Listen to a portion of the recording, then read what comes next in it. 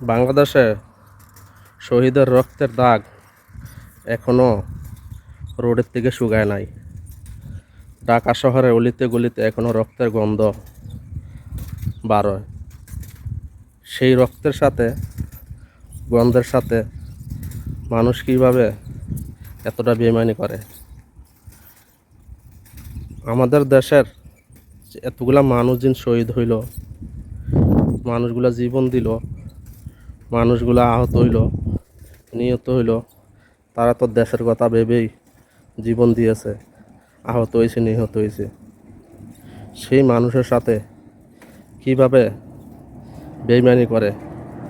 আমাদের দেশের শাসক কবে দেশের কথা ভাববে? আমাদের দেশের প্রত্যেকটা নেতা, প্রত্যেকটা শাসক, তারা কোনো দিন দেশের কথা, দেশের মানুষের কথা ভাবে না। তারা ভাবে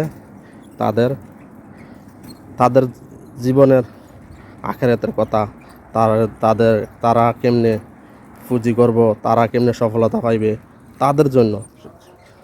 তারা কোনো দিন দেশের কথা ভাবে না। তারা কোনো দিন বাংলাদেশের জনগণের কথা ভাবে না।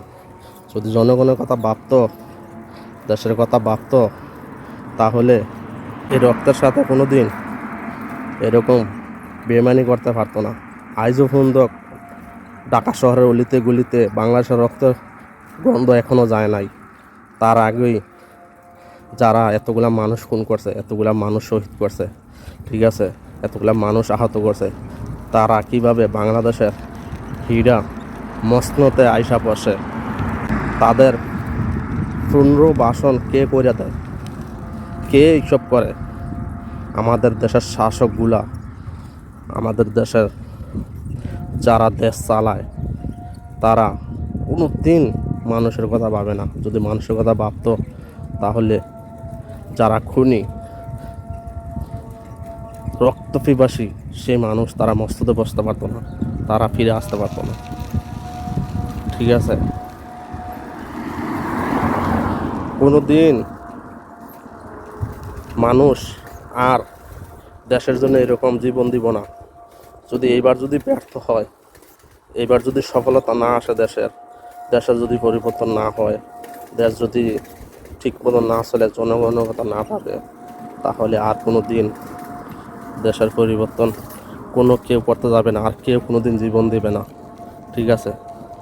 কোনো দিন কেউ জীবন দিব না, কোনো রক্ত দিব না দেশের জন্য। মানুষ সবাই এই 2024-এর কথা ভাবে। দেশকে শাসন করে না, এরা দেশকে করে শোষণ করে কীভাবে আখের গোছাইব, দেশের টাকা বিদেশে পাঠাইব, কেমনে নিজের পুঁজি করব, নিজের কেমনে বাড়াইব, সেইটা চিন্তা করে। দেশের কথা ভাবে না, জনগণও তো কত ভাবে না। কোনো দেশের মানুষ এই জন্য জীবন দেয় নাই। যারা খুনি, যারা রক্তপিপাসী, তারা ফিরে আসা দেশের মসনদে বসবে, এই জন্য দেশের জন্য ওরা জীবন দেয় নাই। ওরা এতগুলা মানুষ আহত হয় নাই। আজ পর্যন্ত হাসপাতালে মানুষ কাতরাইতে আছে, মৃত্যুর সাথে পাঞ্জা লড়তে আছে। কীভাবে মানুষ বেইমানি করে আমি বুঝতে পারি না। কষ্ট লাগে এসব দেখলে। বিদেশতন থাইকা কিলি আমরা এত কষ্ট কইরা টাকা পাঠায়, দেশের কইরা উন্নত কইরা সেই টাকা বিদেশে পাঠায় মানুষ। আমাদের দেশের বাংলাদেশের মানুষ খুন করে, জনগণ খুন করে, জনগণ আহত করে, নিহত করে। সেই মানুষগুলা কিভাবে আবার শাসনের মসনদে বসে, শাসনে কিভাবে জায়গা পায়? মানুষ এত বেইমান, আমাদের বাংলাদেশের মানুষ এত স্বার্থপর, কোনো দিন ঠিক হইবে না। আর বাংলাদেশের মানুষ ঠিক হবে না। এই 2024-এর মানুষ ঠিক হয় না, পরিবর্তন হয় নাই। আর শাসক কোনো দিন ঠিক হইব না।